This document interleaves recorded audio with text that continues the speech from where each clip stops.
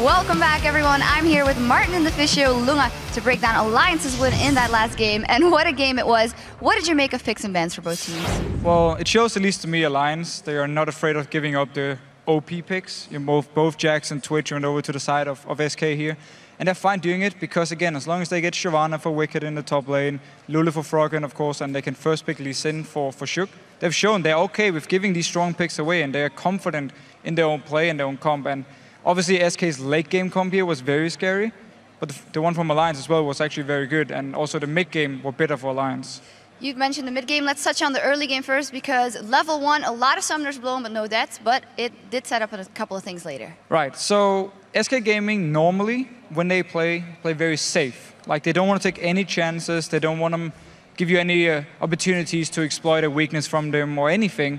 So when they in level 1 invest all the summoners from the dual lane, both Enrique and Candy Panda, onto trying to kill Nif before minute 4, so you even get less gold from the first blood, was very weird, because it opens up now for, first of all, the lane matchup, one hook from Nif, like we actually saw happen onto Enrique, and you're dead. Second of all, if Shook had come down earlier, could also go in there for the kill on them. So it was a bit weird for me, and SK during this game actually had a lot of moves which were very, very risky. And also something we touched on in the past as well is that SK individually sometimes struggle in the early game, something we did see again. Yeah, it seemed to me, at least, when you look at just straight up laning phase, especially in the bot lane, Nif and Taps were just outplaying Candy Panda and Enrated. In the early game, they got far ahead. Shook came in as well, made a lot of big plays in this game. He was very, very strong in Lee Sin. Definitely think you should band away from him. But yeah, they generally, early mid-game, heavily in favor of Alliance. We've seen it before. Started to play a little bit sloppy, gave up some kills. Taps talked about it here in the interview, said, yeah, we gave SK a chance. We opened up for them to come back in the game. And it happened. I mean, they were pretty even in goal, actually, going into around the 25-minute mark. Yeah, and then you mentioned that SK normally plays very risk-free, yet here, quite risky. We actually have a replay to illustrate that. If we can get that replay up on the screen, it is where they try and go in for the blue buff. Right, so normally with SK Gaming, when they want to set up something like here, like a blue buff steal, they make sure either they already killed a member from the other team, or there's not all 5 of them at least around the blue buff, because they want to go in, take the blue buff, and just back away. They don't actually want to fight here, and that's also why you see them move like they do. First of all, if they wanted to fight, Jax would have teleported in by now. Leona then would have used her ulti, and they would just go straight in for the fight. There's no vision, of course, onto the side of Alliance here, because they're in the bush with the blue buff. And if you just roll the clip, you actually see Svensson just try and sneak in to try and steal it and then back away instantly. He doesn't want to fight this one at all. So Alliance now with their comp, with Shyvana and Lulu, this is why they love this comp here. They engage in with Wicked, Wild Growth, knock up multiple members, and then they can just chase them on. Jax is still down the bottom lane. He didn't even teleport. So SK, they go very, very aggressive here just to try and steal a blue buff when they don't actually want to fight for it. That's why they don't teleport. That's why the rest of the team is not there. They didn't have any wards drop down early on to actually see where Alliance were just in this whole area here. So it's a bit risky and a bit weird. Normally when you see SK Gaming, it was very safe. Yeah, so Alliance pulls out the win here. You mentioned it, Taz mentioned it. Alliance still a little bit sloppy, but the potential of this team is looking incredibly scary at this time. Well, again, yes, 100%, I agree. Because they didn't even have to do anything rotation-wise in this game. They didn't have to do any special moves.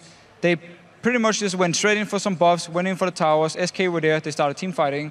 It went in favor of Alliance. Early game, laning phase, went in favor of Alliance. Shook, I would say, out-jungled Svensson as well in this game here. So again, if you look at the individual players, very, very strong. And when they can win games without even doing anything special on the map, it's pretty scary. Yeah, very scary. For now, it's time to check in with you guys, because earlier today we asked you to get on Twitter and let us know who's your favorite European LCS team and why. And here are some of the responses you sent in. The first one is from @GFI1993TV. I must say, Gambit Gaming. Ever since this Russian powerhouse pulled off the famous Empire move, they got me on the hype train. we have to look at Gambit or M5. Which they were called back in Season 2, of course, and just look at the current players and say, we have to respect these players. Like, it doesn't even matter what state they're in now. Look back to Season 2, everything they achieved for Europe, and as a team, I mean, look at Genji, the builds he pulled out back then, people are like, oh, what are you doing? And all of a sudden, everyone started doing it.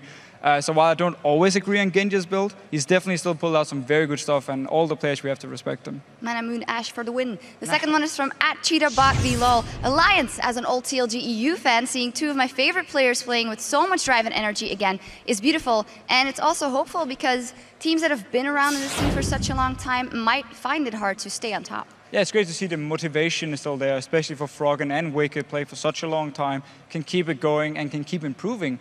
And I like the fact that the Alliance now bring in the new rotations, the new strategies, so the rest of the teams in Europe can learn from it and then improve. Yep, absolutely. The third one is from @DieTheGaming. Super hot crew because they are considered the underdogs often, yet they have incredible performances. Sleeper OP. I concur.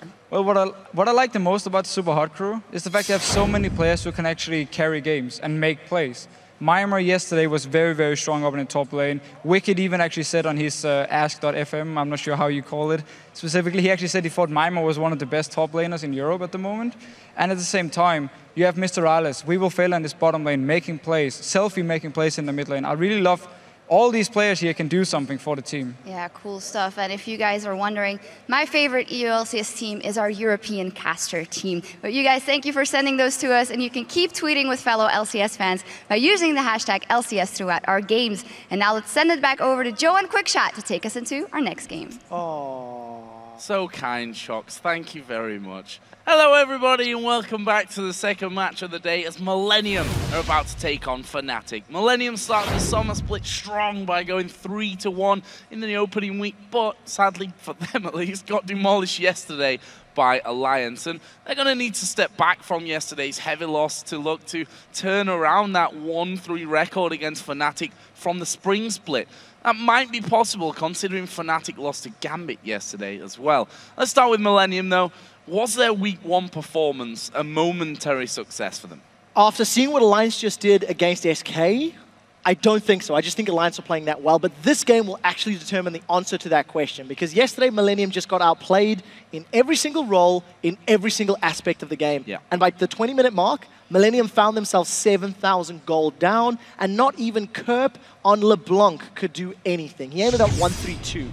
I do want to highlight that Millennium ran Kog'Maw and Nami, which again, we're seeing grow in favoritism here in EU. It theoretically could have become scary, but they never get a chance. We need to find out if they can just go even against a team like Fnatic, who are also struggling at the time. So while Fnatic are definitely not, I think we can say it, their strongest right now, it didn't exactly look bad yesterday. Gambit got off to a good, Fnatic against Gambit got off to a really, really good start by securing multiple towers back-to-back. One thing though, they never really controlled the Dragon, and that allowed Gambit to stay very close when it came to the gold. Yeah, but that was the problem for Fnatic yesterday. They were unable to strangle complete control and deny all of the resources from Gambit. You know, Darien on Jax got all the farm he needed, and even though Nick struggled early, he made up for it later. And it's because Fnatic could not contain the key elements of Gambit yesterday. To expand on it, they just needed to get absolute map control. They needed to deny dragons, they needed to deny jungle, they needed to get more towers earlier than they did, and because they didn't get that meaningful control to deny gold and to deny map movements, it allowed Gambit back into the game with their late game composition. I do want to highlight sOAZ, because I think when he's playing Shyvana, it's a very positive note for the team, and he'll be looking to get another comfort pick. Compare his stats, 3-3-15 on Shyvana, as opposed to 1-9-3. And I think if he gets his hands on the likes of Shyvana or something similar, it will be a strong case. Shyvana's currently 11-3 in overall wins and losses in the summer split so far. Well, with the summer split starting off in nearly opposite places for these two teams, Fnatic look to re-establish their dominance against a Millennium crew that has really come out swinging. I think even before, the players in Millennium were pretty good. Like, it always kind of was confusing to me how they were not performing. And lately they have been doing pretty good, so they seem like a pretty scary team to face now. I think we need to play aggressive, we need to play smart, and we need to get a lot of control. They are playing really good as individuals, and it's a bit more scary because at the end of the last split, it will feel like, okay, we are better than them as players, so we just have to play safe, win our lanes, and then not make mistake and snowball the game. But now that can be a lot different if they are actually playing like they played in Super Week. They might give us some trouble. Fnatic's like the winners of every LCS, so beating them will be really good for us, and confidence boost because they were at All-Stars as well. After playing against Koreans once again, I felt like EU was lacking something in the mid game, which makes our gameplay really slow. And now I'm trying to adjust and to abuse when we're ahead to play really aggressive. And I think against Millennium, which is not really abusing that as well, so we will try to pressure them a lot. Interesting to hear that from Yellow Star after what happened yesterday against Gambit, because they had exactly what he said, a lead going into the mid game. They'd had all the towers down, and they couldn't pressure it enough so that they could keep a hold of that lead. You've got to learn to do it. Until you have played against it or done it yourself, it's difficult to understand when you can make those play. But both of these teams saying individual playing ability versus teamwork is what's going to matter. I think Fnatic, not the strongest individually right now, but their teamwork's good. Millennium are the complete opposite, so we'll see what comes out in this game. Well, let's see. We're going to check out the starting lineups here. On the blue side, it's Millennium with Kevin in the top lane, KottenX in the jungle, Kerp in the mid lane, and the duo of Creaton and Jree. And over on the red side, it is Fnatic with sOAZ up top, Cyanide in the jungle, Peke playing mid, Rekkles as an AD carry, and Yellow Star playing the support role. Well, the teams are about to choose their champion, so let's see how you guys voted on this match. According to your clicks, you picked Fnatic by 64%. It's a recurring theme that people are picking Fnatic. However, 64 to 36 for, let's be honest here, the winners of the spring split against the last place team of the spring split. That just shows you how things have changed. It really has. And Europe in the summer split is once again showing just how equal all of these teams are, just how evenly footed they are. It is early days, and of course Fnatic winning early but losing late. That'll also make you, turncoat just a little bit. If you only support the winning team, you're not going to be voting for Fnatic in this game. For picks and bans, Millennium blue side, they're one of the few teams that banned Cassidy on blue side. They did it yesterday. I expect them to do it again. Even though Kerp, in theory, can play Cassidy, towards the end of the spring split, we got it out of the Millennium members in an interview. It doesn't look like he's comfortable or confident enough to play it at LCS level. So that does allow Fnatic a small advantage. Not only do they have the option to pick two OPs, but they can almost rely on Millennium removing Cassidy from the pool for them. That's the thing. It's almost strange that a mid laner at this level is not comfortable on Cassidy. The other side of the coin is that do you really spend that much time learning a champion that's, even if you do get good on it, or especially if you do get good on it, it's going to get banned away anyway. It's a difficult scenario to be in, but it does force Millennium's hand when they are on blue side. That is the very important thing to note. If you know Millennium, if you've researched them, you as Fnatic can run the risk of not banning Cassidy until your final ban, because if Millennium take it away, you get that extra one to play with. So it is something that Millennium either need to decide what they do or work around. I mean, if they know they're going to ban it, they're never going to play it. They were going to ban it red side anyway. Hell, maybe to them it's not a disadvantage, so to speak. So what do we think to the bottom lane? Because we mentioned earlier on, Kog'Maw, Nami, a pairing that Millennium went for yesterday. I imagine that Twitch is going to be taken away from this one. Getting through, of course, for Candy Panda in our last game. We can stop theorizing. We'll just find out exactly what these two teams are going to go with. First ban out of the gate here will, in fact, be Lulu. Interestingly enough, not a champion that teams have really been banning against Fnatic up until now. No, because they haven't necessarily been too afraid of it. sOAZ on Lulu has not exactly been mind-blowing in recent weeks. Did play a lot towards the end of the spring split, so to speak, but no focus on those AD carries yet. And we know that Creaton and Rekkles both like to play that Lucian. Rekkles has been playing Graves recently, for better or for worse, and there are options available to them. But that Twitch is still up, as is the likes of Lee Sin, which is a jungler that both KottenX and Cyanide have both played in the past. You said Lee's gone. Eve gone as well, so a couple of big jungle bans coming out. Leaves, of course, the Lee Sin, the Kazakhs, two champions that, well, you have to play as a jungler these days. KottenX, of course, has been favoring more the Kazakh side of things, and we've seen him so strong so many times on that Kazakhs as well. Yesterday, of course, not quite working out for them against Alliance, but I almost want to wipe that game away because the loss against Alliance was just not a game that Millennium showed as anything from. Either way, there is the Cassidy blue side ban that we expected from Millennium, and there's Kazakhs taken away. So two junglers aimed straight at KottenX. I'm much more interested to see if this is going to be a first pick Lee Sin. Yeah. In terms of your like super high priority junglers, Elise, Lucian, Evelyn, and Kha'Zix are right up there. And with 3 of them being banned away, this puts priority on Millennium. Do they want to maybe take a Twitch for Creaton, who can carry games, or maybe give the Twitch to Fnatic? Do they want to lock in Lucian, which is what I'm expecting? And this could be a Twitch Lucian lock-in now for Rekkles and Yellowstar. The question is, what does Cyanide run in the jungle? You know, does he want to go for a Jarvan? Does he want to run something a little different? You know, because the primary, the go-tos are no longer available for him. Yeah, we said if we think back to Season 3, we had a holy trinity of AD carries for a while. Right now, it's basically 4 junglers. If it's Shaco, I would literally... Yeah, he's trolling us. Yeah, I'm not going to believe it. There's no way he's going to play Shaco. There's 4 junglers right now that most people are going for. Really, the only exception is maybe Yorick that we've seen come out a couple of times from Airwax. I don't expect it to be Skarner either, but... It really could be. You know, it could be. There's a lockdown. It could be a Shyvana we've seen run in the jungle before. There's options. My gut tells me Jarvan. My gut tells me Jarvan did receive some tweaks earlier. Mostly focused was helping him in top lane with some damage. But Cyanide's got 2 seconds left. We still don't know. We still don't know what that jungle is going to be. And I don't even know where to theorize. I don't even know where to look.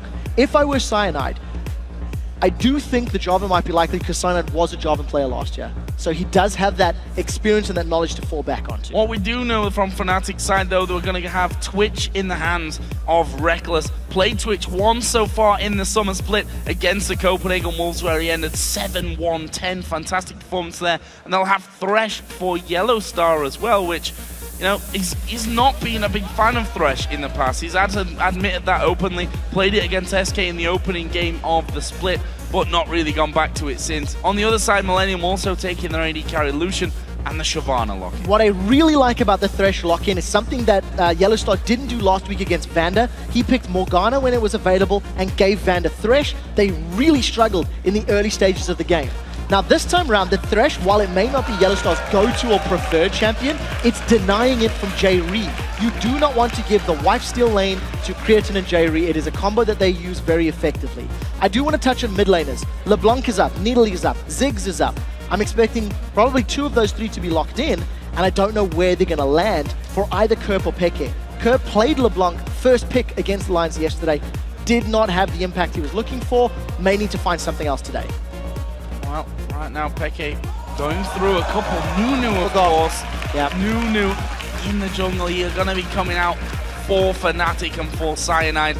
We've seen it before from them, of course, already in months past. I think we can say Nunu never really was a big pick here in Europe. Of course, so a lot more in Korea. Right. I don't think we do it right. I think Chinese jungle Nunus are probably my favorites when I watch any of the regions. It has been played in Korea by a few specific teams, but I do feel that the Chinese teams do it better. Even if you go back to All-Stars, it was the Chinese squads that ran Nunu that did it very effectively. You have to play around Nunu so well, or patiently, because all of your damage is going to now come from Peke in the mid lane. I think maybe a Ziggs might be quite smart. If you get the Trundle pillar and the Nunu Absolute Zero, it just buys so much time for Twitch to get damage out, for Ziggs potentially throw bombs around the map. I like the fact that Kerp is thinking about stealing it away, because in terms of this last pick for Fnatic, there needs to be a lot of damage. There needs to be a lot of damage coming in, because you've got Lucian, Shyvana, Ziggs that can melt through your teams, as well as Lucian, of course. And that's a last-second swap that I was not anticipating. That was a very last-second swap, actually, for Creaton, for Kerp, of course, in the end. Karthus in the mid lane. Jree was hovering over Blitzcrank. I was wondering, since we're on 4.8 here, whether we're going to see a little bit more Blitz since his mana costs were brought down somewhat. Sadly, we're going to have to wait for that for another time. But it's Morgana locked in. Now we'll see what Fnatic go with. And it's a Nidalee, something that Peke, of course, has had mostly banned away from him in previous games. So in terms of, like, team fights, Fnatic are going to have so much reliance on that Absolute Zero and those Pillars of Ice to line up Twitch for Rat-a-tat-tat and those Javelin tosses. They are also going to be looking to kite backwards. There is so many tools for Fnatic to hit and run, hit and run, hit and run. The Blood Boil, as well as the attack speed heal from Nidalee on Twitch, plus his ultimate, is going to decimate people. He is going to get so much free attack speed from those two champions alone that as long as he's not locked down in place by a Dark Binding or by Shyvana jumping onto him, he's going to deal damage.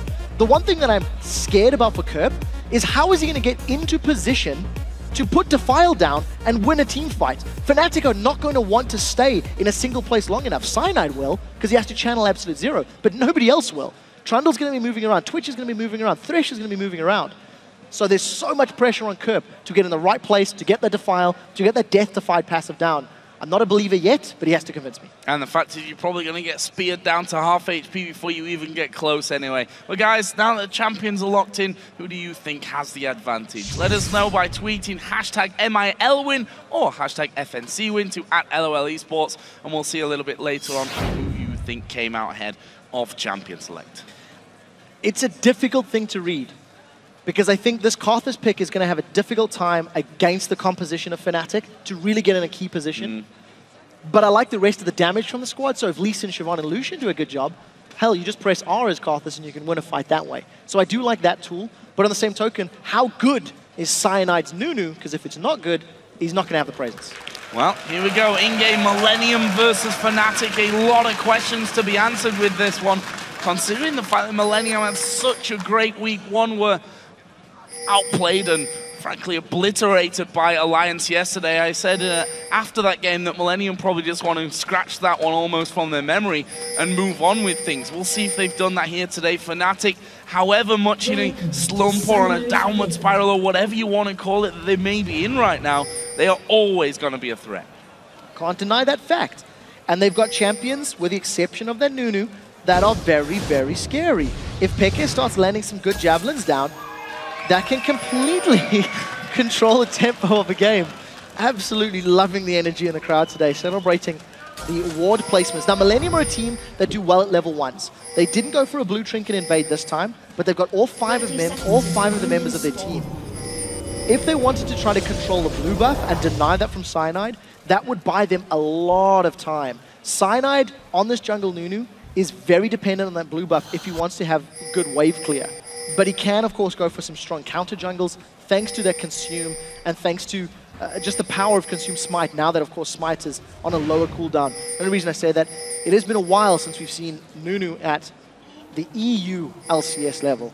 And it'll be interesting to see how Cyanide handles himself. Yeah, it's been a while since we've seen a Nunu, if that's what you want to call it, or an EU new, something like that anyway. We'll find out how good Cyanide is on it at the moment and how effective it's going to be. Certainly will be better than my terrible jokes, that's for sure. Yeah, keep a lid on the Panzer, because they could snowball out of control very, very quickly. It does look like Fnatic are going to try and do a counter buff because of the positional play Millennium did earlier on red. This is so smart. Millennium have baited Fnatic to come in, but they've gone a little quickly. They actually anticipated Fnatic to go for the invade. They caught Cyanide. They caught Cyanide, but does he have the damage? They need Kerp to come down from that mid lane, but he's just farming up a storm right now, trying to get ahead. Oh, Peke finally he comes down. They land the Q onto sOAZ, and in the end they have to back away. It'll slow down both sides here on the start in the jungle, and looks like they're probably going to both get their own camps for the first time in a while that we're seeing. Funnily enough, it was the ward from Millennium that was put down very early on that red that really caught them out, and now Jree's going to try and be a pain in the rear end and doing a good job of that as well. The blue, of course, did go over in the end to Cyanide, though. He was able to smite that one away, and look at Jree. He is not messing around here. All the way up on the enemy side of the map, putting down the pressure like an absolute boss.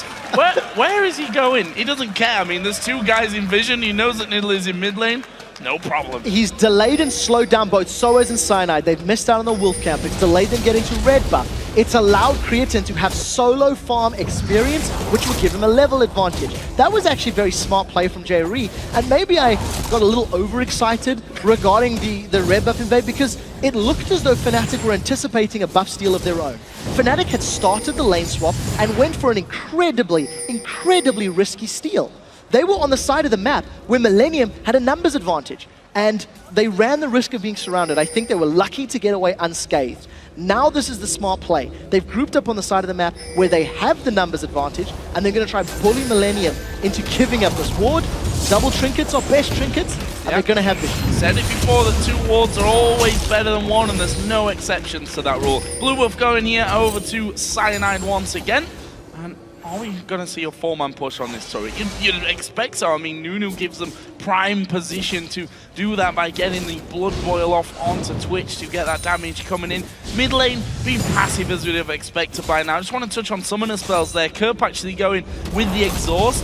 If we remember back to what Froggen was telling us about Karthus and how he really prefers to have Ignite and really basically throw your entire mana pool out there at level 1 to do the damage. Look at Jree. Not going to be the same here. There's a cleanse for Jree, for xPeke, which we're going to see in action there, but will it be enough to get him away? There's a lot of damage coming in. No dive though, play it safe. Yeah, if 1 or 2 more attacks plus an Ignite could have resulted in a kill. Exactly. Down to 200 hit points at level 4 plus Ignite, that would potentially have been first blood. At the end of the day, Jree is doing very well with this roaming support Morgana. Millennium have responded to their blue buff steal by forcing the summoner spells on Peke and now controlling the map. You have to remember that Cyanide is not going to offer a whole lot in the counter gank scenario. He can run into a lane, allow someone to run away quickly and maybe slow down an opponent, but there's not a lot of turnaround kill potential on that Nunu unless Millennium completely and utterly overcommit. So I like the play by Millennium. If they continue this aggressive ganking roaming play, it might work out. But here comes the 2 members of the Freljord. Kerp's in trouble. Well, there is the slow of the Wall of Pain. Kerp going to try and flash away from things after coming back around, and he's going to die here underneath. No! Yes, he is going to go down. It's Peke that gets it actually in the end. First blood after all that, going over to Fnatic. That is what Fnatic will be looking to do over and over and over again. If they combine the slows of the Trundle and the Nunu, slows can be as effective, if not more effective, than snares or roots, for example. So very nice play by sOAZ. He still hasn't gone to lane, hasn't put himself in a position where he can just be shut down by the 2v1s, for example, and grabs himself an assist off a very interesting combined gank. It's not often you see Trundle and Nunu ganking for mid lane at 5 minutes. No, and I think Kerp could have possibly done that better as well. We saw how he did a circle back around the pillar before flashing back into the lane. We could argue about that all day, I suppose, and don't really want to say that Kerp did anything other than to the best of his knowledge there, but you always have to wonder in those little scenarios. Either way, it leaves Fnatic, of course, ahead now with that 1 kill, although that is not by a huge amount of gold. And for the reason that Kerp, despite his death, still out farming there. The AD carries a couple of CS difference. KottenX is leading on CS when you look to the junglers as well. Yeah, you expect Karthus to win the CS though, especially pre-6. Those lay wastes do so much work in pushing the lane, keeping Peke on the back foot, and it is quite difficult to CS with Nidalee, especially against larger waves, until you get that AoE of your Cougar form. But I do want to see how Fnatic handle themselves as this game progresses. Jree is continuing to show a desire to roam. It's going to throw out the Dark Binding, which goes way wide, I'm afraid. But Cyanide, again, there's not a lot of threat here. There's not a lot of times you'll see a support literally bullying a jungler away. Nunu is going to be a lot more utility reliant. He needs to get the blood boils down. He needs to deny the attack speed with the use of those snowballs, and ideally get a good absolute zero placement. All of Millennium are here, and they're dealing with 4 members of Fnatic. Rekkles couldn't join in for this next blue buff even if he wanted to, so we'll see how long Millennium do this blue buff dance. Kevin's actually going to TP away here, going to keep this top outer turret alive.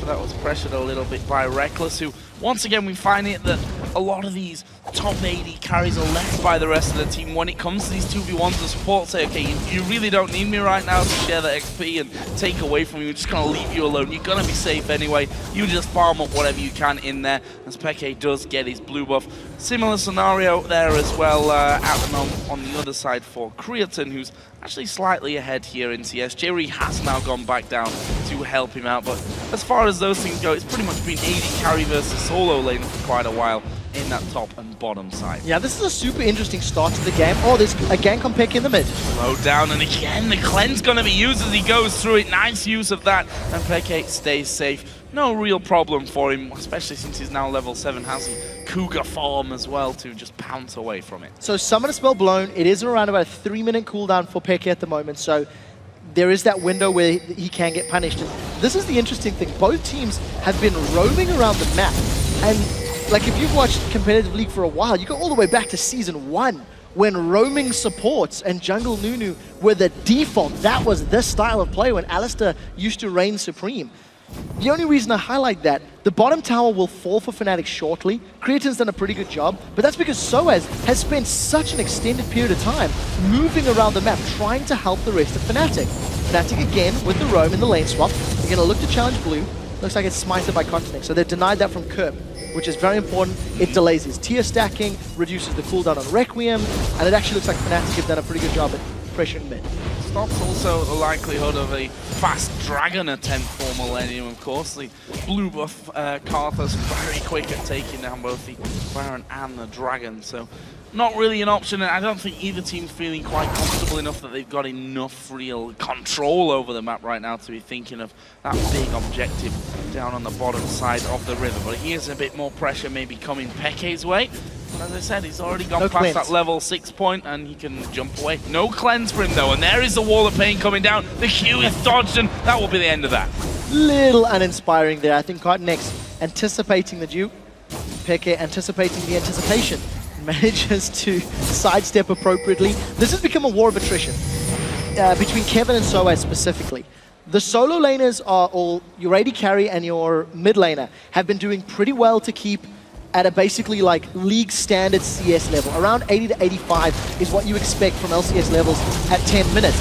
Now we see KottenX, he's going aggressive. Very aggressive as well. Onto sOAZ, there's the kick against the wall. Spears come flying through, and in the end the turret goes down, but it's sOAZ who pays for it with his life. Look at Jree. They want to play Dark Binding onto Peke. Oh, he will land as well. Cleanse isn't available for him. They should surely get this one. Flash, though, is up for Peke, and he flashes back behind the turret. Can Millennium get this tower? There's enough members of Fnatic to defend, and they're not even going to commit for it. So a kill for a tower is a trade Fnatic will take. And sOAZ, I think... Oh, there we go. Okay, so he bought an Avarice Blade and immediately sold it. So he's not going to lose gold for that one. He will have the buyback option. I don't like that. But I got panicky for a second. And because of sOAZ roaming and moving around the map, and it actually doesn't even look like he wants to face off against Creaton, he's down 16 CS to Kevin. He has been involved in a kill, so he does have that assist to his name and some experience. But now all of a sudden, Fnatic, they are the ones trying to make the plays. They've really tried to deny this blue buff. It will be respawning in a few minutes' time. They've got wards down, and Fnatic again just trying to prevent Millennium getting hold of their own resources. Tribush ward actually will spot out Cyanide. They'd already seen Yellow Star and sOAZ moving in to this top outer turret as well. Nothing that they can do though. They're simply outnumbered there. Fnatic coming in nicely. They're going to let some of this CS go to waste so that that doesn't go over in the end to either Kevin or KottenX. The turret goes down. That'll be Fnatic's second one of the game. That leaves them a little bit of gold in the lead. Not masses of gold though. No, it's not. And you have to remember that Fnatic were 6 towers up to 1 yesterday against Gambit and still managed to lose the game. So Millennium are going to get their first tower on the board. This should also put them ahead in gold, I believe. And the one thing we have to keep our eyes on sOAZ. Alliance kept sOAZ down for a very long time and it helped them win. This was, of course, a Shyvana versus Jax matchup. sOAZ on Trundle will be able to steal the tanky stats of Shyvana, which is a great ability to have. And I think he's going to be very important from a utility perspective. Jree once again wants Peke. Cleanse is available though. Coming up behind him, no flash cleanse is there. No Dark Binding landing onto Peke in the end. Instead, Cyanide comes around and says, throw it at the Yeti and all will be good. Doesn't lose any health. Peke was down to less than half, but not the scariest. Could have been a lot scarier if Cyanide wouldn't have been there at that moment though. So something that you highlighted was that Kerp was running exhaust earlier on. Jree is also running exhaust, so it's a double exhaust team. That's interesting because of the limited number of threats from Fnatic. So if those exhausts are well timed, it will help them secure objectives. I don't think there's a blue steel possibility because it's going down too quickly, but there is a teleport coming in from Kevin, so there may be a follow-up fight. Oh, they're going to follow through. Wall of Pain goes down. Whoa, Yellow Star. That is a box out of position, but in the end, no one was looking. Yes and no, because the Trundle pillar was off to the right of the river and the box was off to the left.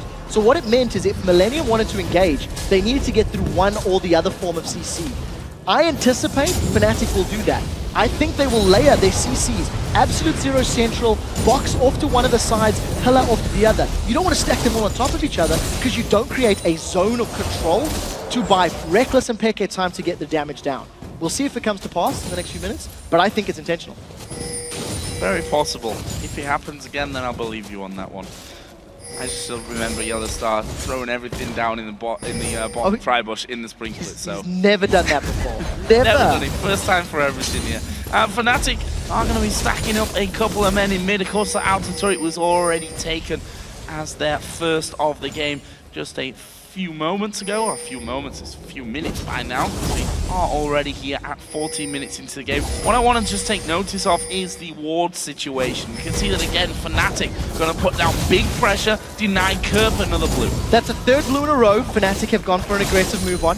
And at 14 minutes on the clock, sOAZ has finally overtaken the 1 CS per minute bracket. This is the first time that sOAZ has got his hands on any form of creep score, and that minion wave does appear to be pushing towards him. So we need to see how sOAZ is going to manage this, if he's going to decide to freeze it or push that wave down. He has teleport available, which means there are tools, but I think it's very important for sOAZ now to get some experience on the board, get some gold on the board. Jree playing with his life. One good spear will kill him. If it can come from anyone, xPeke may just be that guy. That was real close to being max range. Yellow Star actually on top of a ward and will scan the wrong side of that brush, but he's trying to get some deep vision down. Will manage to claim a ward by the red buff as well, but they failed to spot the one there that's on top of Peke's trap. Either way, 15 minutes into this one, as you said, sOAZ finally getting some farm, getting past the 1 CS a minute, which is still missing a 0. It's missing a 0 for what you effectively need it to be. Behind in levels, which is going to be the real killer to him for a while in this top lane, though. It is, but there's not really a lot of kill threat. The moment Kevin jumps in there with his Dragon's Descent, all of the bonus stats that sOAZ can steal and the lifesteal that comes with it is so good. Now, the Fnatic, they continue their jungle invades. Jree lands a good Dark Binding, but there's no follow-up. And Fnatic have just put such a strong emphasis on this objective control. We do see Culling coming out. They've caught Creaton. Hook comes onto Creaton. I don't think they've got the follow-through for it here, though. And Rekkles actually catching the tower aggro there because of the poison that he's thrown down in Creaton's direction. But that's 4 men there for Fnatic. They've got Blood Boil on the Twitch. They just need to wait for that next minion wave to actually come across. In the end, it looks like they decided that they're not going to be able to carve an opening. It is quite difficult to get through that Lightbringer queue from Lucian. It is pretty good wave clear. And I think if you combine the rest of the wave clear from Millennium with Karthus and with Morgana, it's unorthodox, but I do think it should be relatively effective. If you actually look at the side of Fnatic, there is no safe wave clear on their squad. So if Millennium ever do get themselves in a siege position, they theoretically could push Fnatic back. But SK showed yesterday against a Nidalee, they are very scared to siege up because they don't want to run the risk of being counter-engaged, don't want to run the risk of being jumped on. Don't really know if the Trundle and the Nunu can turn around a siege, but for the time being, if Millennium can go even, then force Fnatic to defend, I think Millennium have got a better composition to keep Fnatic at the towers and play a little safer. Okay, pouncing a little bit too early as he's going to get hit by the wall of pain. And rightly so, choosing not to use his cleanse at that moment. Really enough threat from Kerp. If KottenX had been there a few seconds ago, that may have been slightly different for him. But this mid lane, been pretty much as expected. You have a couple of ganks here and there, forcing a few summer spells out, but honestly, it's been more about getting the farm going and xPeke currently having the better time. It'll be interesting to see how Fnatic prioritize this next blue buff and the dragon. Because unless my math is totally terrible, they should be spawning within a fairly close time frame. Look at the vision that Fnatic have given themselves on the red side of Millennium's jungle. That is just littered with wards. The moment Millennium move through either for the buff or to get towards a dragon, Fnatic are going to have all of that information to play with, and they need that deep vision for both Nunu and Trundle to get in appropriate positions, and for Peke to land those javelins. Without having appropriate jungle wards, Peke is not going to be able to poke them down enough before a big team fight breaks out. So a lot of emphasis will be on positioning for Fnatic as this game continues to expand and become more about movement towards these objectives. Cyanide, they're just getting caught by the binding of Jree, but he's pretty much alone there, is Jree. Lucian down in the bottom lane. Shyvana was back at base, and the other two actually in mid lane for now. So no real pressure back there from Millennium, kind of allowing Fnatic to come in and say, okay, you're going to push us away from it, get your wards down, we'll clear them out afterwards. But it's all going to be about Dragon, and we'll see how that all works out here, because that will be coming up in 10 seconds. Blue buff just picked up. Millennium will secure their own red, so those wards not in there for the invade, but for this impending Dragon. They'll be there in a couple of seconds. I actually think it's very difficult for Millennium to break through a positional play that Fnatic may put together. We do see Millennium, they've got a numbers advantage, and they're going to be shoving down this outer turret, but they don't have the minions to work with. They've caught Peke. Oh, Wall of Pain down, but he actually gets away and then takes a different route by the Lantern. The spear just dodged there by the Millennium team, and that spear going to be very effective at holding them back for making that positioning move to get in position for the Dragon. There is a lot of damage from sOAZ as well on the inner turret. Finally, Kevin does come back away, and that will be enough to send in packing. We should notice both TPs are available for the top laners should it come down to this Dragon fight as another spear lands. That Javelin could have just given Fnatic Dragon. Because of the fact that the Soul Shackles is not available from Jree, the opportunities and possibilities of a fight are lower. But Millennium, they want to contest for this. You touched on that teleport. Here comes Kevin. Teleport coming down. It's going to be taken though by Fnatic. Cyanide going very low. Takes a Lantern to safety. But it's sOAZ now that's out of position. That is going to be a pillar that seals his own fate. And he's going to go down here. That's Creaton picking up a kill. In the end, we did actually see Rekkles finishing off, but it's going to be a Karthus Requiem that gets them a kill back. Can they find Peke? Where's he going? Peke was trying to get back, but Lucian surely going to block off his path. There is Creaton! The Lantern! Oh! The double auto attack from the Light Slinger going straight through there, and both landing for another kill for Millennium. Very, very well played by Millennium. Fnatic tried to rush the Dragon down, but unfortunately, they didn't manage to stack their ultimate. Cyanide was on full retreat, so because he couldn't offer that zone of control with absolute zero and stack it with the Trundle pillar and the box, for example, in a perfect world, it allowed Millennium to run them down. I said, how does Kerp get in position? And you're about to see the answer. Fnatic are split up. Completely split up. By the time sOAZ arrives, Fnatic are in full retreat. Absolute Zero has done nothing. The box from Yellowstar, now yes, it blocks off the wall, the entry, but it's too late. Kerp is already in position. Kerp has already, got the defile down on absolutely everyone. And then just a good play there by Creaton. He's in trouble now. Oh, he's dead. In fact, Peke will pick up that one. They're going to go for Kevin, who will use his ultimate to actually move away from it. The spear will connect as well, but he's tanky enough right now to actually get through from that. While the replay was going on, you saw in the bottom left-hand corner of your screen that the outer turret of Fnatic was removed from the map by Millennium. And look at this, Fnatic going for Baron. I'm not sure how aware Millennium are of this. Now, if Fnatic use their poke correctly, they could work this up, but Millennium do seem to be aware. There is no Requiem nor Flash available for Kerp. Baron is down low. That's a great spear. That may just be enough to stop them from going in. More spears flying through. Baron is down to 2,000 HP. Hook coming in, they go in, and it's Fnatic that do get the Baron in the end. But what are they going to pay for it? Right now, one man has gone down. Rekkles also going very low. Will flash away. Kevin's going to try and chase him through from this one. There's a lot of damage. There is the stealth up. Can he escape from it? Millennium on Kevin trying to predict his path, does get away in the end, and it's Fnatic that secure Baron. 2 for 1, it's not over yet. It's not over, and Jree's shield, Peke not going to be able to hit him, but he pounces away from the binding. That is sure death here for Jree. It is, and all of a sudden, Kevin's going to get chased down. And it's a hook lands from Yellowstar, the play will knock it back, it's another kill. Is this a double kill even in the end for xPeke? Fnatic secure 4 kills, they secure Baron, they secure absolute map control, and Millennium, they just took too many skill shots and too much damage early on. Millennium commit to this fight, they have very little to work with. There was no Requiem there, no key abilities. Jree is on full retreat. The rest of Millennium are picking a fight, and Jree is a little confused and in and out, unfortunately, couldn't offer a whole lot to that fight. Gonna go ahead and say Scumbag Peke. I'm pretty sure that Lantern was actually meant for Rekkles to get out of danger at the back of the Baron pit.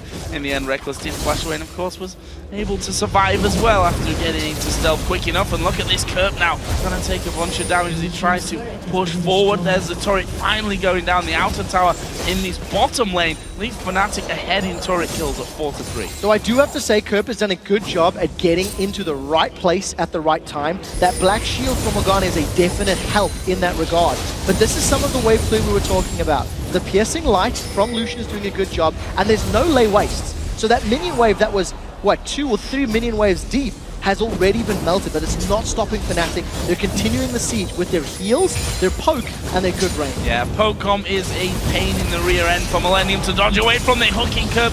Don't want to follow through for it, but Spear's now going in. Actually, xPeke, previous binding that came out, he almost pounced into it in Cougar form before it timed out of position, and Fnatic tanking up the turrets. As you said, because of those heals coming out, they can afford to do that. And that is super smart play. Yellow stopped position so he can pull away the tank who was on the front line. They knew Dark Binding was down, and it is a very high cooldown. Even at max rank, it is 11 seconds. So notice how Fnatic, they'll look for the Dark Binding. Once it's been thrown out, I do very much expect them to move forward. When they feel the threat is too great, then they can back away. That zone control is so good. Pillar of Ice is strong, and if Millennium continue to chase, you just put absolute 0 down. That was slightly risky by xPeke there, going through the wall of pain, actually taking a lot of damage from the lay waste, and then you will, of course, always forget that heal from Nidalee at this stage of the game is considerable. There's the culling coming out from Creaton, says probably had enough of this one, but he doesn't even finish off the entire minion wave. Meanwhile, as we speak of minion waves, the top lane is pushing heavy in favor of Fnatic as Creaton gets hooked, but again, no follow-through. The question is, do Fnatic want to respond to that top lane? sOAZ could teleport and try get some damage down, or they could just rely on the minion wave. The minions will do it. Yeah. The minions are going to grab this for themselves. Somebody from Millennium has to respond, because that wave will start pushing onto the inhibitor turret. Fnatic playing the map fantastically with those minion waves. They built it up many minutes earlier and set themselves in this extended siege. They've got Baron, they've got heal, they've got sustain. It's on Millennium to make a play, and they're feeling forced to do it now. And there we go, KottenX is going to come in. They managed to kick Rekkles back, but he will take the lantern away to Yellowstar. Dies anyway, as Kerp will be able to get that kill. Cyanide won't be able to escape either, and now Kevin has got right in the middle of the team. xPeke trying to spear in from the side. There is a run with the speed of sOAZ, and they lose 2 men for it. They got the turret, they got the top lane in a turret as well, so not the end of the world for Fnatic. Fnatic should still be happy with the way that played out. Rekkles did the best he could to get out of a danger position, but it was just a great play by KottenX. KottenX really landed a good collection of abilities to get Rekkles into a dangerous position. They lose 2 for 0, but that's a very big minion wave, and Fnatic are still in control of the game. They are still in control of the map, and Baron has worn out anyway on the remaining team members. So good usage of that buff. And xPeke is landing some big spears right now. We see Jree forced to walk away from the wards he was trying to clear out, and just 2 of them holding Millennium off the dragon area right there. Denying as much as they could from their own jungle as well, knowing that it's not very safe for the Millennium guys to be in there. And this is going to be a dragon played on position in the holding power of this Pokemon. Yeah, Fnatic are just using their abilities well. I'm not as blown away by that sort of Absolute Zero and Trundle Pillar and Box as I thought I would be, because under that inhibitor turret, the moment Millennium engaged, there's so much dashes and movement spells from Millennium that they can almost negate the physical slows and the physical terrain that gets put up by that pillar. So as long as Millennium can keep finding those opportunities, they do have the possibility of turning the game around. And you've got to remember, Karthus just keeps scaling over and over, like longer and longer and longer rather, because you can't stop his damage. He's going to deal that Requiem, he's going to deal that Death Defied, and you either have to buy a Zhonya's Hourglass or get a Banshee's and hope to luck out that it turns on as you get hit by Requiem, so it's a smart pick. Oh, flash by yellow. Flash coming in, but again, we see the damage from the side. Creaton at less than half HP in a flash like that. We've got a Baron coming up again in 1 minute and 3 seconds from now. Fnatic, of course, did get the last one.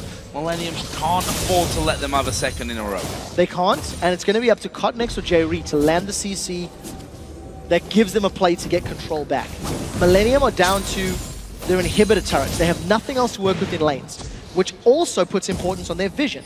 They've got 3 sweepers right now, and I don't think they've got enough vision on their side of the jungle. So it's even risky for Millennium to be moving around and farming these lanes because they don't have absolute CS. And here's KottenX trying to make something happen. He's gone real deep from that one. The Lantern as Peke goes to the other side. Split up. Rekkles going to be the target though, and they're going to get onto him. Peke though, unstoppable as he lands another one. sOAZ has TP'd in, and that means the death of Jree. It was the Requiem that came in there and wasn't able to finish anyone off. They did get Rekkles in the end though, but they may pay the ultimate price here. This could very well be the end of Millennium for now, as Creaton will surely fall as well, trying his best to get away and finish off sOAZ. That didn't, Cyanide, sorry, that didn't work out for him. KottenX, of course, went down right at the start, and that is, unfortunately for Millennium, got it the second time. No one saw it, Peke, you're all good. Byron for Fnatic here. 4 for 2 after Millennium tried to force the play, and Fnatic just responded fairly well. They had enough time to kite to get the damage down. KottenX is going in! Going in, there's 2 men available for him. Maybe he gets to one of them, but will he get away from Peke? No, he won't. Peke's godlike, showing why teams ban Nidalee over and over and over and over again against Fnatic. Yeah, doing a very, very good job. 8-1 and 2, he's farming up a storm. He's been in the right place at the right place at the right time. And in terms of that previous team fight, he was the one that was jumped on. KottenX tried to kick him back into the rest of the squad, and because KottenX couldn't get a good Dragon's Rage, it actually allowed Peke to reposition and start throwing out those javelins. Millennium then became split. They were so focused on killing Rekkles, it allowed the rest of Fnatic to back up. And I'm quite happy to see that Fnatic's Blade of the Ruined King Trundle actually is supplementing that slightly lower damage for the Fnatic squad, and they're playing to their strengths very effectively. Cyanide's Absolute Zero, while not game-changing, was still very powerful in those tight corridors because all of Millennium had to run over him and past him to get into the fight, and he still managed to get away with his life. Now Fnatic are on ward clearing duty here around Baron, doing a fantastic job of that as well. Not much going to be left by the time they finish here for Millennium, and by not much, I don't think they've actually got vision of the Baron itself. Here is the push through. Peke actually will join in and watch the spears coming in from the side. There's the first one, dodged by KottenX. Very good sidestep. Millennium, if they get caught by the death sentence, Fnatic may pounce. On the other side of the coin, Flash and Exhaust is available for Kerp. So if a teamfight were to break out, he needs to use those abilities to get in the center of the Fnatic squad. No Flash for KottenX. So that's very important. KottenX may be able or may get shut down. Rekkles wants Jree. Rekkles wants Jree, and not risking it too much there. Not going to go too far forward, and Fnatic actually starting to back off. This ward has been a bit of a pain for them because it's meant that they could see each of those spears actually coming before it got over the wall. That allowed most of them at least to dodge that one. Jree, in fact, walked into the last one as he stepped back a little bit earlier than he probably should, but the spears, as we said before, 8-1-2 Nidalee with a Death Cap, with a Void Staff, Morella Nomicon, the Sorcerer's Shoes, and that's that Exhaust. Dean's Unholy Grail Exhaust is going to be used. The Wall of Pain goes down as well, and xPeke's down to less than half HP. This could be the chance for Millennium. Kevin going to dive into the back. Peke going to go low. sOAZ trying to tank up, but in the end, he's fallen incredibly low as well. They do finally get rid of the AD carry. Kerp going to catch another spear. He's finished off by an auto attack out of Cyanide, but here comes Requiem. How many will it get? It gets just the one. So that is Fnatic to a T. That is a kite and fight composition. As soon as Millennium engage, Fnatic are on the peel, on the retreat, all the while laying down damage. Rekkles has got so much attack speed and move speed that he's attack moving as he's retreating. And Peke landed the Javelin toss that won them that fight. It chunked Creaton so low that the Absolute Zero got the kill, landed the damage. Fnatic once again trade 4 for 1 favorably, and are they going to secure the Baron? It is a very, very good fight for them, and it's just the strength of their composition. As long as they are on the retreat, Millennium are always going to be at a disadvantage. The moment Fnatic stop, Millennium can win team fights, but they haven't been forced to yet. No, and controlling everything here on the map. Big objectives all going Fnatic's way. All 3 dragons, both Barons. 4th Baron will watch Creaton as well. Watch Creaton's HP. Peke's going to get pushed away. Not only does the Dragon's Descent push him, but the kick from Lee Sin, the Dragon's Rage, also knocks him further back. And this just threading the needle. Bang! and he just gets popped by Cyanide. If Creaton had been able to chase Cyanide and sOAZ, 1 or 2 more auto attacks could have killed him. I mean, you've seen how low everyone goes to this Requiem. Watch the HP bar. 1 or 2 more hits from Creaton could have got them 2 kills, could have prevented Baron. Unfortunately, Creaton ate a massive spear from xPeke, and it prevented all that happening. So Fnatic now in good control. We've seen them siege. It took them a long time. Don't forget that. When they were pushing that bottom lane, it took a long time to get the tower. And now we need to see how they break those inhibitor turrets, because they're even more difficult to secure. They are, but as he proved down bottom there, he only needs 1 big spear to land, and then Millennium simply have to collapse on themselves and retreat to the next safe place, which honestly there's not many of those safe places still remaining on the map. Of course, every turret outside of the base has already been picked off by Fnatic. The 6-3 turret lead, showing the control that they have over this game. We can see that finally we're seeing a few more Negatron cloaks coming out, so Banshee's Veils o'clock, I think, is the time for Millennium here. There's no doubt in my mind. They need to get those up as quickly as possible. And I like the way Fnatic has grown with this comp. I think they're using the Nunu pretty effectively.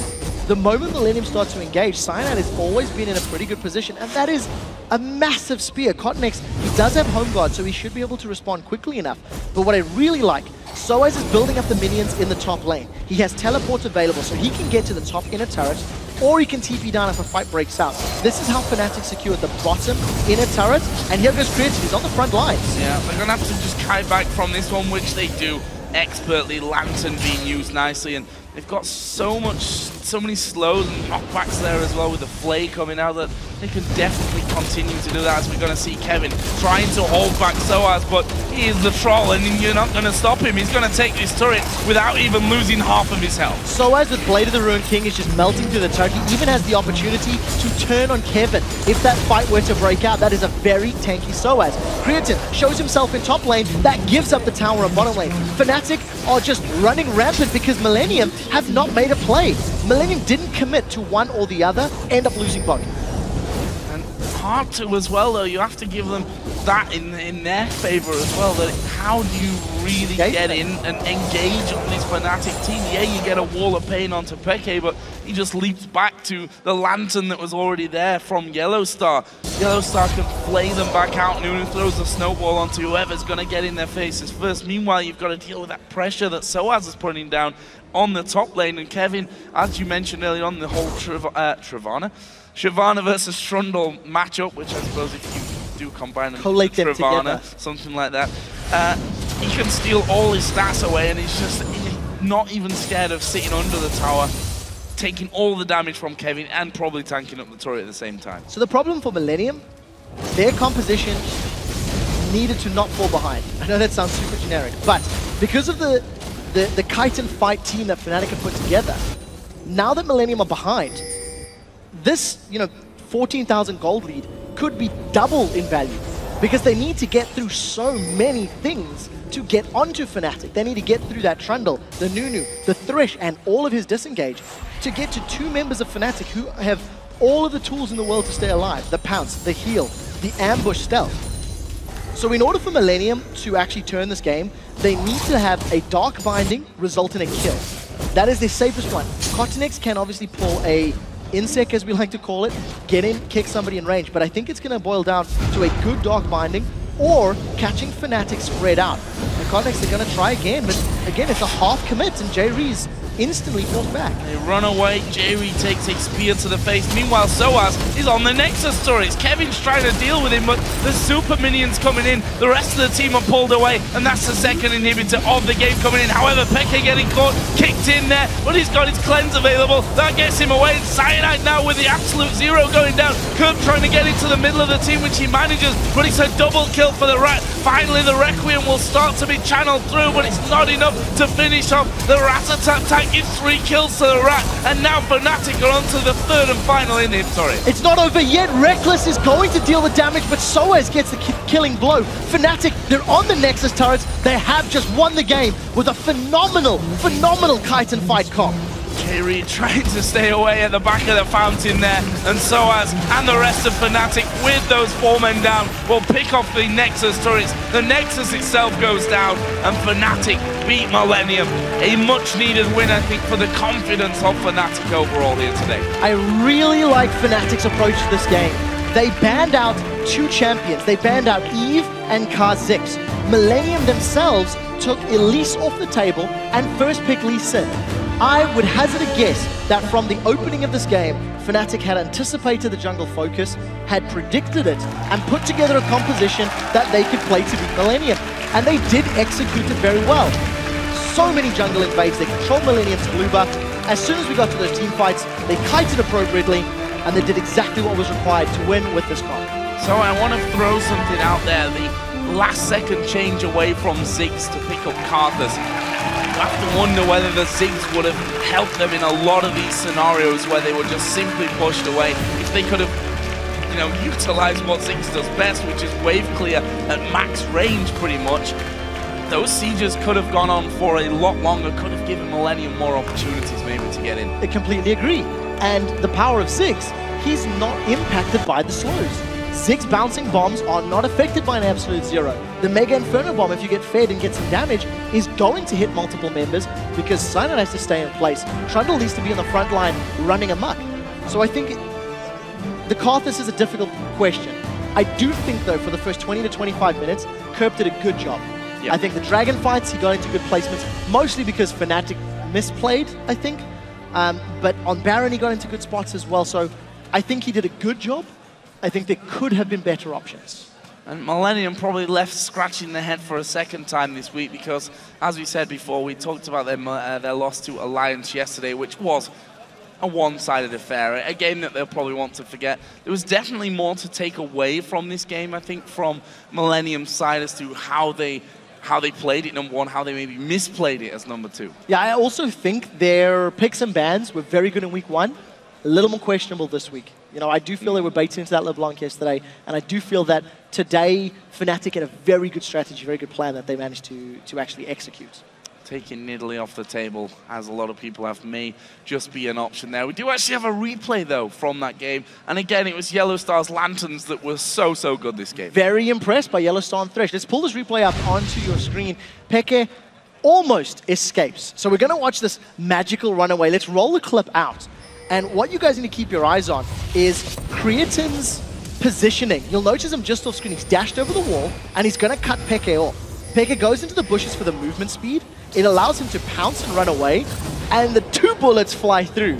That is just, it is actually really good play from everybody involved. Yellow Star did the right thing, Peke did the right thing, Creaton did the right thing. Unfortunately, somebody had to die, and it was Peke's head that got taken off at the end. If it wasn't the light slinger passive that gave him the 2 auto attacks, actually would have survived that one. And guys, don't forget we want to see your highlights from the games today, so send them to us on Twitter at LOL Esports, of course, and stamp them up with the hashtag LCS. A fantastic win there from Fnatic. Still early days. We heard them say in the preview video to that game that as the LCS goes on in typical Fnatic fashion, they're only going to get stronger. And we also have to remember, we're only in week 2 right now. I do want to highlight something that Fnatic said during the video. They were talking about Millennium on an individual player ability and saying how last split, we could just beat them 1v1. And this split, we're a little more nervous about that if they play like week 1. So put together a comp where you negate their 1v1 power. Put together a composition where you can sit back, just throw spears and say, nope, don't want none of that. Throw spears, and if anybody does engage, well, absolute zero, box, you know, pillar of ice, and all of a sudden you negate the theoretical skill. What that does show is a strategic depth to Fnatic's decision-making, which is great to see. Also, just want to just touch on very briefly, Peke, of course, finishing 8-1-8. Great spear performance there for Fnatic. Rekkles, who for me stayed quite quiet throughout that game, mopped up in the end, and that's the thing about the right. Even if he stays quiet all game, he still does his job, and the right times, the rat-tat-tat's going to kill everyone. His damage was never needed because of how well the rest of the team dealt with Millennium. Well, guys, Shox and Deficio are joined by Fnatic's xPeke. So, guys, take it away.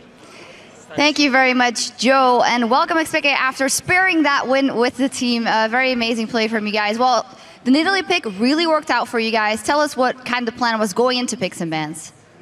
The main plan was to not do what we did last day, no? Like, there are a lot of picks that are OP, there are a lot of picks that are good.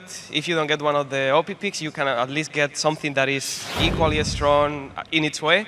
And yesterday we did completely the opposite. We took picks that were fine, but they took everything that was OP or really good. And today, when we went into the pick and into picks, every one of us decided, okay, let's at least try to focus on getting something strong. If they get something strong, we cannot just take something that might work, but if we are not ahead, their pick is stronger, like Jax, for example. So we were like, okay, let's do that. And we started just doing the pick and phase one by one, realizing what was open. They only can pick one strong pick, so we leave more than one open. They pick one, we pick two, and then we have an advantage. Then they pick two more, and we pick two more. And pretty much what we wanted is a setup that cannot get outscaled. In case if we are ahead with Snowball, if we are equal, we have chances, and if we are behind, we can come back. So that's what we look for today. Yeah, pretty good comp. What about the Nunu pick here? Did you guys expect all the junglers to be banned away, or? I had no idea he would even say that he wanted to pick Nunu. He hates it. And every time we play Nunu, he's kind of, God damn it. But all of them were banned, and I think he felt like he could play because we practiced it a bit. And even though he didn't like it or did that well, he knew what he had to do. And he's been like, okay, just pick Nunu. Our setup is really strong right now. If instead of going for a more defensive setup, we go kind of for Nidalee Nunu. They have no way of going on us, especially with the engage they have.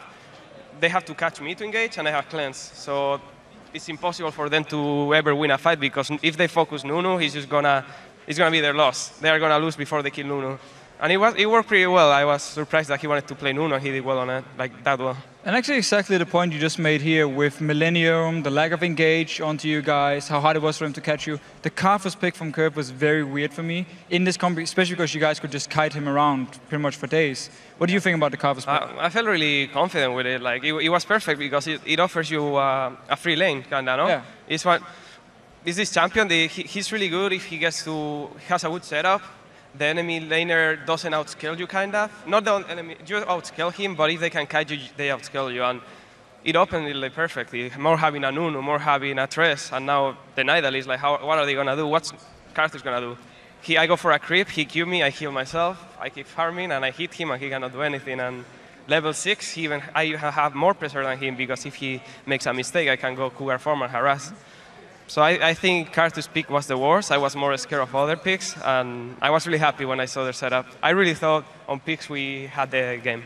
Well, you mentioned that you had all fronts covered and you really didn't want to get outscaled. Yet, at the end, it was sometimes very, very close. Can you tell me what went through the team at that moment? Because it could turn. It was very close at the end with the Karthus ults coming in. In the end, there were a couple of fights that I think were more like brain damages and stuff. I don't know. In one of the fights, we split. The Dragon fight, for example, we split too much, and we, again, forgot what our setup is. No? Our setup is about poking. 5v5 straight. If we go like morons into Karthus and auto-attack him, we're going to lose. So we have to keep the distance, hit one spear, which is not enough, because I hit Morgana. And it kind of baited us. Okay, one is half HP, let's do Drake. But Morgana, she doesn't care. She can stay behind, seal someone, Q, ultimate. But so we should have waited until I hit 1, 2 more spears. Hopefully one on Karthus and on Lucian. If we hit on one of those, one spear to half HP, then we can force it, because they are so low that if they try to go in, the moment they try, we can flash one skill and they are dead. And that's what we should wait for. And that's the only fight I believe we did like really bad, even though it was a 1-for-1 and we got Drake. I believe it was really bad. The rest of the fights, so maybe bad stuff happened, but I think we won them all anyways. So, okay, you said yourself there were a few issues this game here. Looking back at Super Week, of course, you guys went 2 for 2. What were your take on Super Week, and what issues do you really feel you guys have as a team now that you need to sort? I think our problem was sometimes not rating like the game the way is. The way the game is right now is really about picks. There are tiers, no? There are some champions that if you put them together with other champions are completely tier heaven.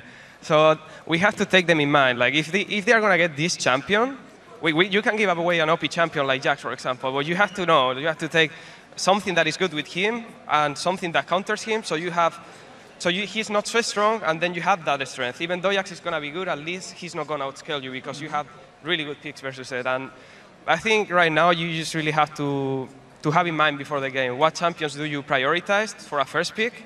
What champions are you willing to give for them to first pick in exchange of 2 more?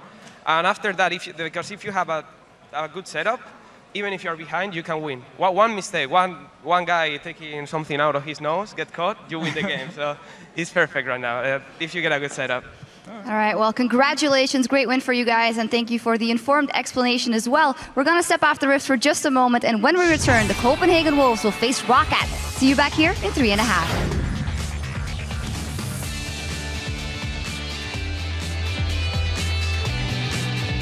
Hey, Kevin, are you gonna eat some sOAZ today? Can he find Peke? Where's he going? Peke was trying to get back, but Lucian surely going to block off his path. There is Creaton! Lantern! Oh! He's gone real deep from that one. The Lantern as Peke goes to the other side. Split up. Rekkles going to be the target though, and they're going to get onto him. Peke though, unstoppable as he lands another one. sOAZ has TP'd in, and that means the death of Jree. xPeke's down to less than half HP. This could be the chance for Millennium. Kevin going to dive into the back. Peke going to go low. sOAZ trying to tank up, but in the end, he's fallen incredibly low as well. They do finally get rid of the AD carry. Kerp going to catch another spear. He's finished off by an auto attack out of Cyanide, but here comes Requiem. How many will he get? He gets just the one. So